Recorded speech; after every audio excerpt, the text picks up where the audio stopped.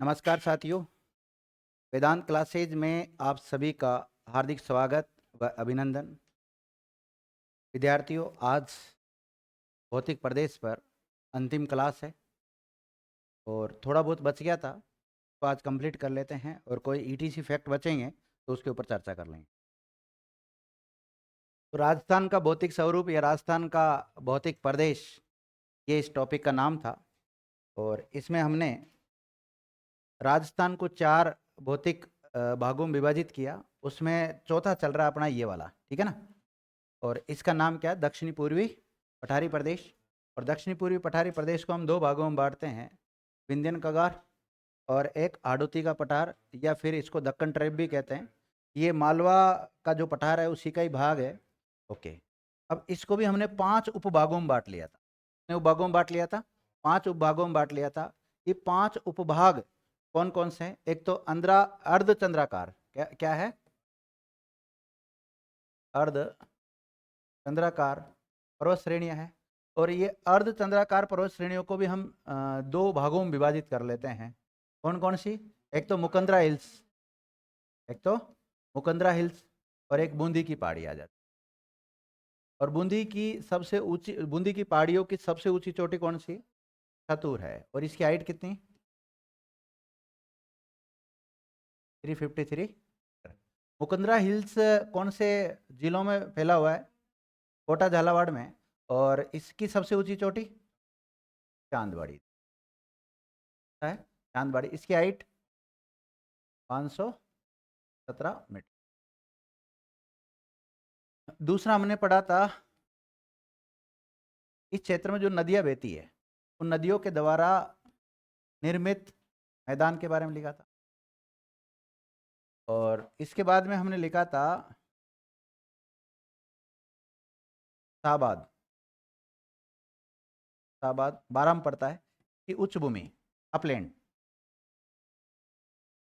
और चौथा लिखा था हमने झालावाड़। झालावाड़ का पठार पढ़ा था। और पांचवा लिखा था गंगाधर नहीं है, गंगधार। गंगधार अपलैंड, उच्च भूमि का उच्च क्षेत्र है ना। इसमें से ये पढ़ लिया था हमने कंप्लीट। इनके 2 पार्ट थे वो भी कंप्लीट पढ़ लिए थे। और नदी निर्मित के बारे में हमने कुछ नहीं लिखाया था, आपको वैसे सामान्य जानकारी दी थी। और तीसरा पढ़ रहे थे हम शाहबाद उच्च भूमि। तो हेडिंग डाली थी शाहबाद उच्च भूमि। तो शाहबाद उच्च भूमि के बारे में लिखो। ये अगर इसको हम मैप में देखें, राजस्थान का मैप देखा ही होगा आपने, तो ये 12 जिले में है। कहाँ पर है? 12 जिले में शाहबाद उच्च भूमि है, 12 जिले में। लिखिएगा, यह 12 जिले का पूर्वी भाग है।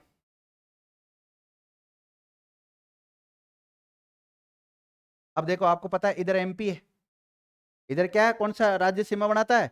एमपी बनाता है। अब ये 12, ये जो शाहबाद की उच्च भूमि है, ये कहाँ पर है? 12 में। और 12 के पूर्वी दिशा में, कहाँ पर?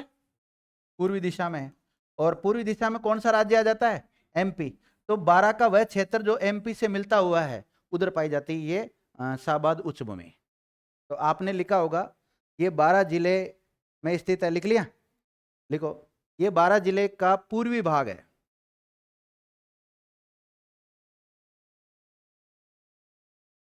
और वहां पे एक तहसील कह सकते हो आप, शाहबाद। तो शाहबाद तहसील के आसपास का क्षेत्र है ये। देखिए, जो कि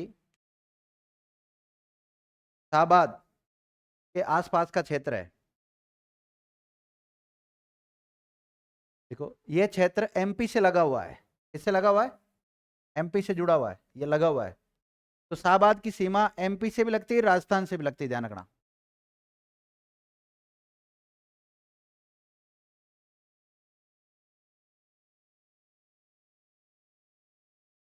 लिख लिया?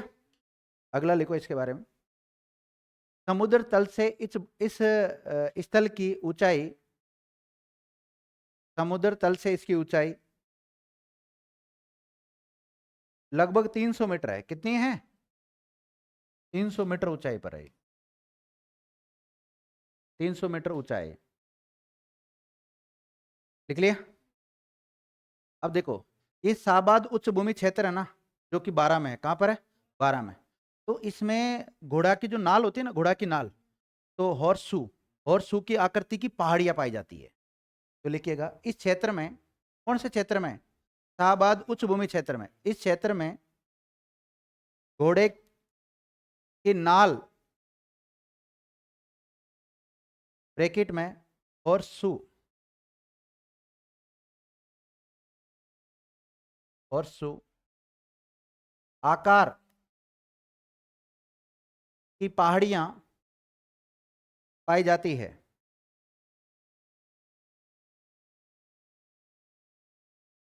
पहाड़ियां पाई जाती है। लिखिएगा, इन पहाड़ियों की सबसे ऊंची चोटी कांबा है। इन पहाड़ियों की सबसे ऊंची चोटी कौन सी है? कांबा।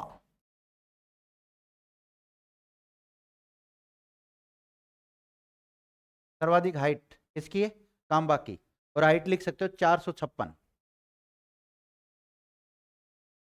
456 मीटर। हाँ, शाहबाद उच्च भूमि कहाँ है? 12 में। तो कांबा चोटी कहाँ रहने वाली है? 12 में। तो इसकी सबसे ऊंची चोटी कांबा। और कांबा की हाइट कितनी है? 456 मीटर। और चांदमारी की कितनी है? लेकिन चांदमारी अर्धचंद्राकार पहाड़ियों में आती है ध्यान। और ये किस में आती है? हॉर्सो में आती है। और उसमें बूंदी की पहाड़ियों में सबसे ऊंची चोटी कौन सी? सतुर। उसकी हाइट कितनी है? 353। लिखिएगा, इस क्षेत्र में विद्यार्थियों एक झील भी पाई जाती है, जिसे रामगढ़ झील कहते हैं। क्या कहते हैं? रामगढ़ झील कहते हैं। और जिसका निर्माण उल्का पिंड के गिरने से हुआ है। लिखिएगा, इस क्षेत्र में उल्का पिंड गिरने से, उल्का पिंड गिरने से एक झील का निर्माण भी हुआ है। एक झील का निर्माण भी हुआ है। और झील कहां बनी है? रामगढ़ झील। कहां पर है? एक झील का निर्माण हुआ है रामगढ़ में। कहां पर? रामगढ़ में। और रामगढ़ जो झील है वो कहां है? 12।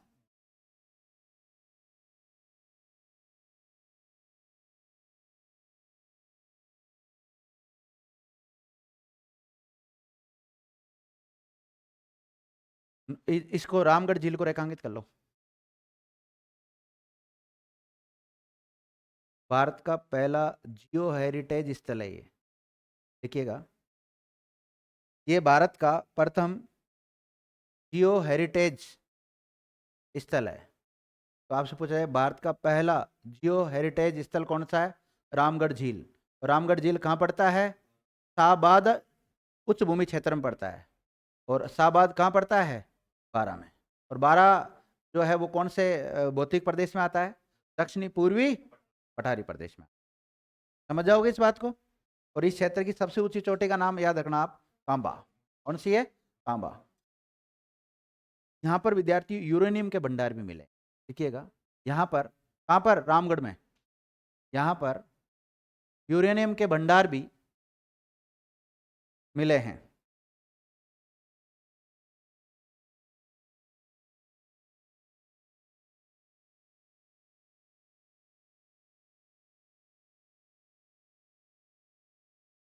अब देखो, अब पढ़ेंगे हम झालावाड़ का पठार। क्या पढ़ेंगे?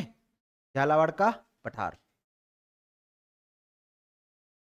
3 हो गए। चौथा लिखो, झालावाड़ का पठार।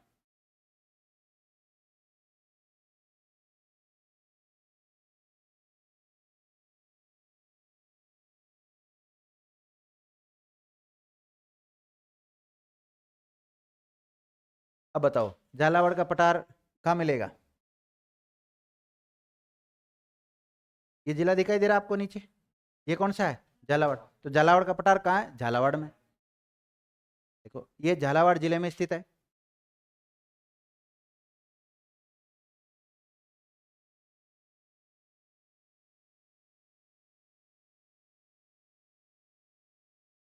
कहाँ पर है? झालावाड़ में स्थित है। अब मेरी बात सुनना, कोटा, बारा, बूंदी, ये देखो पूरा, ये पूरा माना कि हाडोती का पठार है। ये क्या है? पूरा हाडोती का पठार है। ओके।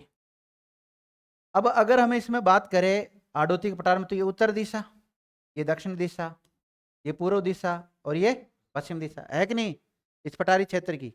ओके। और इधर कौन सा राज्य? एमपी। और एमपी में एक पठार पाया जाता है जिसका नाम क्या है? मालवा का पठार। तो मालवा पठार माना कि मालवा का पठार, तो मालवा का पठार का ये कौन सा भाग है? ये ये और ये। तो हम ये कह सकते हैं ये झालावाड़ का जो पठारी क्षेत्र है, ये हाडोती पठार के तो कौन सी दिशा में पड़ेगा? दक्षिण में। और मालवा पठार के उत्तर में पड़ेगा। लिखा सकता हूं इस फैक्ट को? लिख लो, लिखिएगा।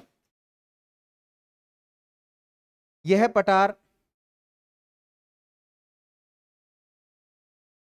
यह पठारी क्षेत्र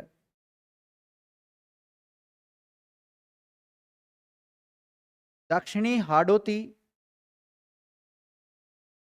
दक्षिणी हाडोती प्रदेश, नहीं, दक्षिणी हाडोती पठार, दक्षिणी हाडोती पठार तथा उत्तरी मालवा पठार का भाग है। दोनों के बीच का भाग है कि नहीं है? उत्तरी मालवा पठार का भाग है, मालवा का उत्तरी भाग और हाडोती पठार का दक्षिणी भाग। इन दोनों के बीच में जो पठारी भाग है उसको क्या बोलते हैं हम? झालावाड़ का पठार कहते हैं। समझ जाओगे? आगे लिखो।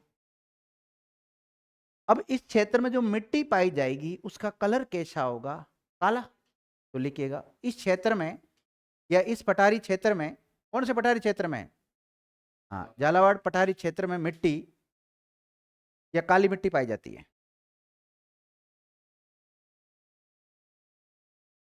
अब देखो ये पठारी इलाका है, अगर इस पठारी इलाके में पहाड़ियां भी पाई जाएगी तो छोटी छोटी पहाड़ी पाई जाएगी, ज्यादा हाइट की पहाड़ियां नहीं पाई जाएगी। ज्यादा हाइट की पहाड़ियां कहां पाई जाती है? मुकुंदरा हिल्स में, या अर्धचंद्राकार वाला जो क्षेत्र है ना उसमें ज्यादा हाइट की पाई जा रही, 517 पाई गई उसमें।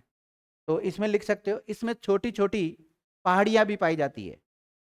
झालावाड़ का जो पठार है ना, इस क्षेत्र में छोटी छोटी पहाड़ियां भी पाई जाती है।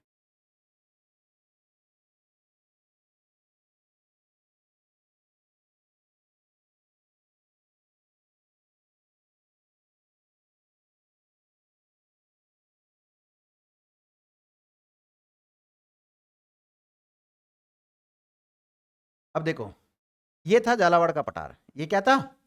झालावाड़ का पठार। इसके अगर इस तरफ देखते हैं हम यहां पर, तो यहां पड़ता है डग गंगदार का पठार। कौन सा पड़ता है? डग गंगदार का पठार। तो डग गंगदार का पठार इधर पड़ेगा। तो अगला फैक्ट लिखो आप। अगला जो उप प्रदेश हमने लिखा था वो कौन सा है? डग गंगदार क्षेत्र उच्च भूमि, या डग गंगदार उच्च भूमि लिख सकते हो, है ना? ये पांचवा कौन सा है? डग गंगदार उच्च क्षेत्र।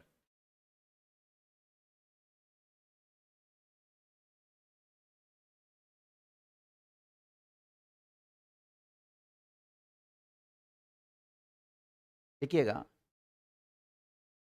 ये झालावाड़ पठार के, झालावाड़ पठार है ना, यह झालावाड़ पठार के दक्षिणी पूर्वी,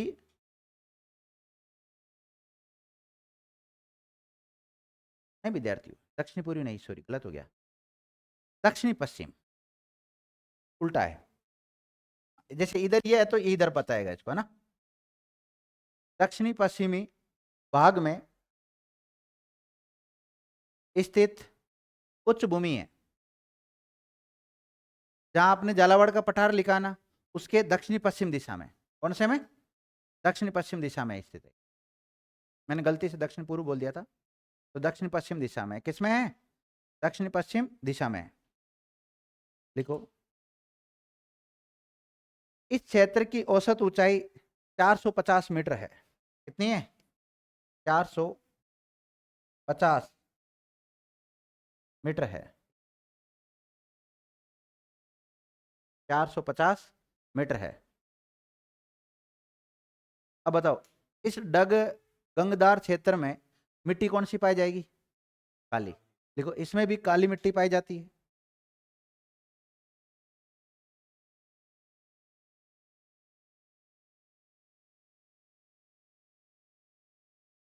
और इसमें देखो चंबल नदी तो डायरेक्ट नहीं बहती झालावाड़ में, आपको पता है, लेकिन चंबल नदी की सहायक नदियां बहती है।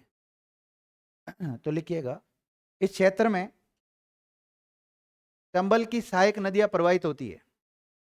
चंबल की सहायक नदियां प्रवाहित होती है।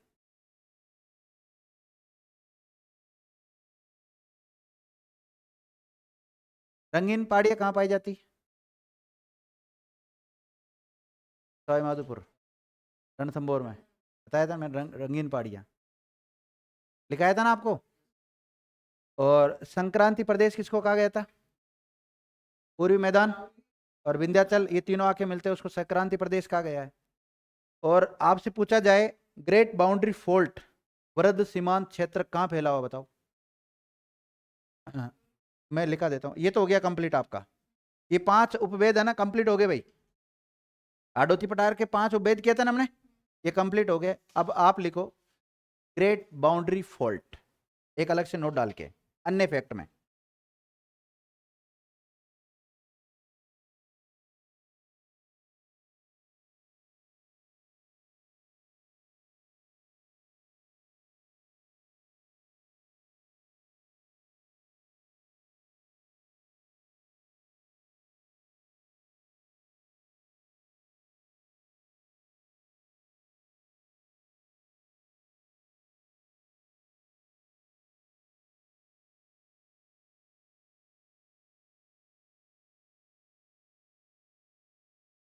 गर्लफ्रेंड बॉयफ्रेंड फेल हो गए। ग्रेट बाउंड्री फॉल्ट, लिख लिया, ग्रेट बाउंड्री फॉल्ट। हिंदी में बोलते हैं इसे वृहद सीमांत क्षेत्र। वृहद सीमांत क्षेत्र। तो ध्यान देना, जो हम ये जैसे दक्षिणी पूर्वी पठारी क्षेत्र पढ़ते हैं, तो इसमें देखो हमें दक्कन के लावा पठार के बारे में पढ़ना पड़ता है, हाड़ौती के पठार के बारे में पढ़ना पड़ता है, विंध्यन कगार के बारे में पढ़ते हैं, और एक ये जीबीए पर और आ जाता है इसमें। तो बच्चा क्या भयंकर कंफ्यूज रहता है कि इसमें हो क्या रहा है। तो कई प्रकार की संरचनाएं पाई जा सकती है एक भौतिक प्रदेश में, क्या दिक्कत है उसमें। तो लिखो इसके बारे में आप।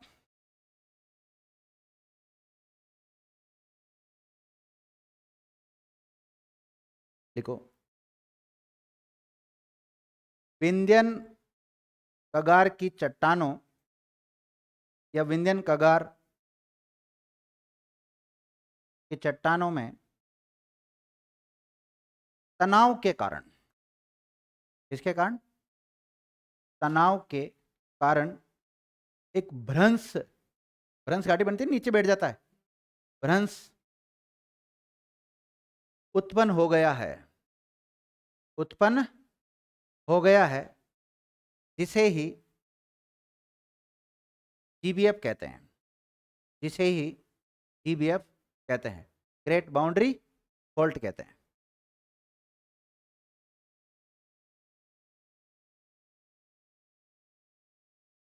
ये क्या कहते हैं? जीबीएफ कहते हैं, जिसका विस्तार बेगू, कहां पर है? बेगू ब्रैकेट में चित्तौड़गढ़,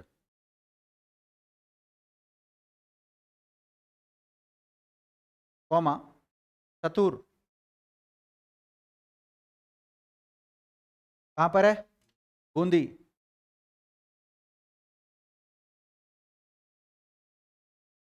कोटा का उत्तरी भाग, तो नॉर्थ कोटा, कोटा का उत्तरी भाग,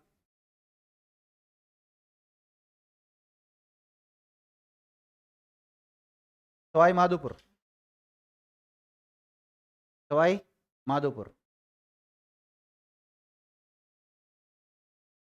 ठीक है। और सपोट्रा, सपोट्रा, और सपोट्रा पड़ता है करौली में। क्या पड़ता है? करौली में। फिर इसके बाद में क्या आएगा? धौलपुर, धौलपुर।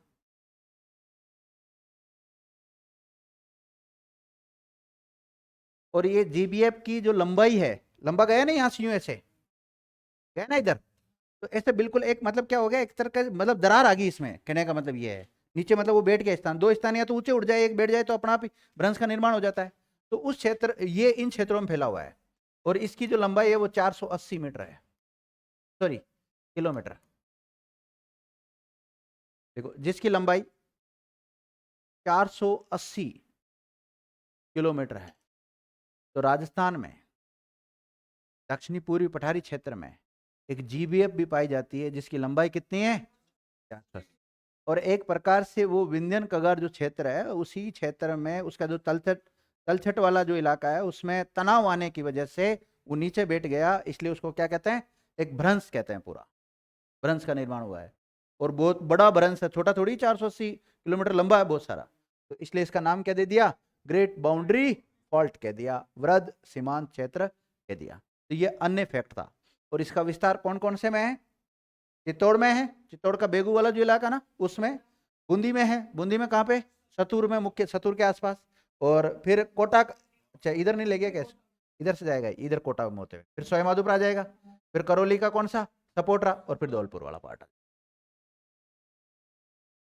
हाँ, अच्छा बहन जी, ये पूर्वी कोटा है यहाँ पे, ये जो छोटा सा ये दिख रहा है आपको, ये पूर्वी कोटा है। ये कोटा का उत्तरी भाग कहलाएगा ना, उत्तर दक्षिण पूर्व पश्चिम। ये कोटा मान लीजिए आप, नॉर्थ साउथ ईस्ट और वेस्ट, ये कोटा। और कोटा का उत्तरी भाग ऊपर की तरफ जा रहा है, लंबा लंबा ही। ऐसा है, ठीक है। तो ये जीबीएफ क्या हो गया आपका? कंप्लीट हो गया विद्यार्थी।